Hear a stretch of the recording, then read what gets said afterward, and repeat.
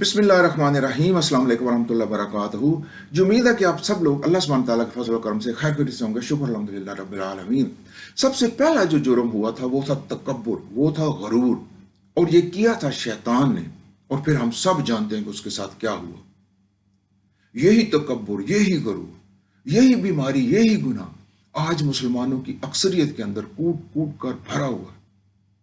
मैं अर्ज करूं, हम मालो दौलत का तकब्बुर करते हैं, हम बड़ी बड़ी कारों का तकब्बुर करते हैं, हम जायदादों का तकब्बुर करते हैं, हम कोठियों का तकब्बुर करते हैं, हम बैंक बैलेंस का तकब्बुर करते हैं, हम इल्म का तकब्बुर करते हैं, हम जहानत का तकब्बुर करते हैं, हम हुनर का तकब्बुर करते हैं, हम महारत का तकब्बुर करते हैं, हम खूबसूरती का तकब्बुर करते हैं, हम ओहदों का तकब्बुर करते हैं, हम औलाद का तकब्बुर करते हैं, हम खानदानों का तकब्बुर करते हैं। कोई अमेरिका में रहता है, उसको उसके ऊपर तकब्बुर है।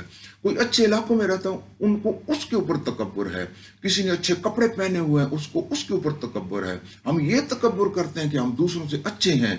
गर्ज ये कि एक लंबी लंबी लंबी लिस्ट है तकब्बर और गुरूर की, इस बीमारी की, इस गुनाह की एक लंबी फहरिस्त। मैं अर्ज करूं, पढ़ने उत्ते मान करी ना आखी में पढ़िया, पढ़ने उत्ते मान करी ना आखी में पढ़िया, ओ जब्बार कहार सदावे मता रोड़ देवे दुध कड़िया। अल मुतकब्बर सिर्फ अल्लाह सुब्हाना ताला की जात है। अल मुतकब्बर सिर्फ अल्लाह सुब्हाना ताला की जात है। अल मुतकब्बर सिर्फ अल्लाह सुब्हाना ताला की जात है। ये जो सारा कुछ हमारे पास है, ये उसी की देन है। ये मत समझो कि इसमें हमारी कोई काबिलियत है। मैं आपको एक वाकया सुनाता हूं। एक अल्लाह का बहुत नेक बंदा था। वो जहां भी जाता था, अल्लाह सुब्हाना ताला बादलों का साया उसके साथ साथ रखते थे। एक दफा वो किसी जगह पे वाज कर रहे थे, तो काफी लोग वहां पे जमा थे। वहां से उसी इलाके में एक गुनहगार शख्स रहता था। वो गुजर रहा था, तो अचानक उसके दिल में ख्याल आया कि मैं कौन सी कैसी यानी बुरी जिंदगी गुजार रहा हूं, तो मैं भी जाता हूं, मैं भी सुनता हूं, तो मैं भी अपनी जिंदगी को दुरुस्त करता हूं, अपनी इस्लाह करता हूं। तो वो जो गुनहगार इंसान था, वो इस नीयत से वहां गया, और वो जो अल्लाह का नेक बंदा था उनके साथ जाके बैठ गया। अब गुनहगार बंदे की ये नीयत है, वो इस नीयत से वहां पे गया। और जो अल्लाह का नेक बंदा था, उसने दिल ही दिल में ये सोचा कि ये इतना गुनहगार शख्स है और मेरे पास आके बैठ गया, ये मैं इतना अल्लाह का नेक बंदा हूं।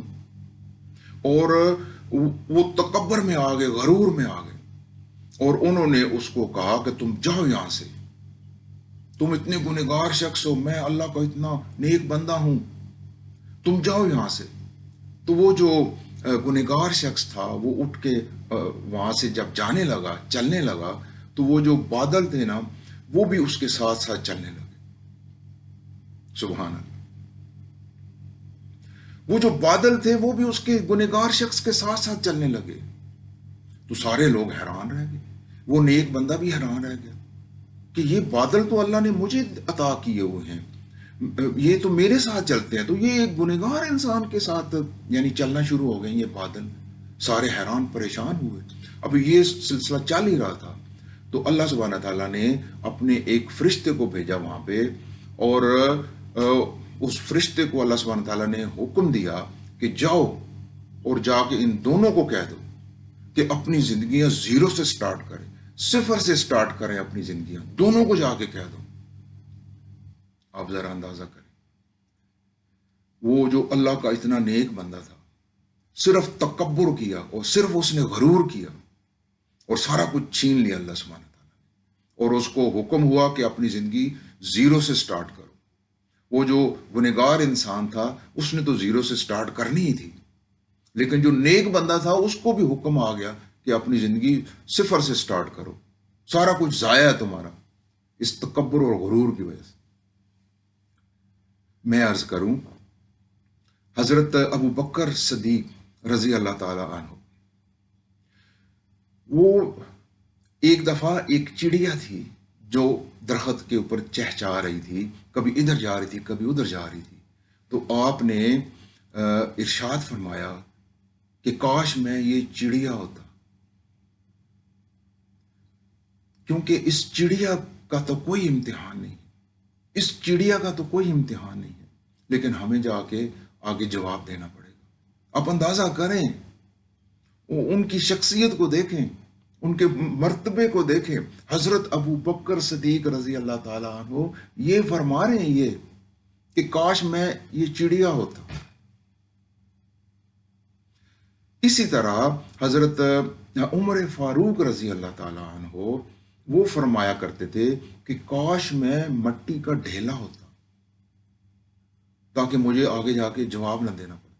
آپ ذرا اندازہ کریں، اس چیز کے اوپر غور کریں کہ وہ کتنی بڑی شخصیات ہیں، کتنا بڑا مرتبہ ہے ان کا، اور ان کی سوچ کو دیکھیں اور ہم اپنی اوقات دیکھیں کہ ہماری اوقات کیا ہے ان کے سامنے۔ حضرت ابو بکر صدیق رضی اللہ تعالیٰ عنہ کے سامنے، حضرت عمر فاروق رضی اللہ تعالیٰ عنہ کے سامنے ہماری کیا اوقات ہے، ہماری کیا اوقات ہے۔ اور دیکھیں ہمارے کردار دیکھیں، ہمارے عمل دیکھیں۔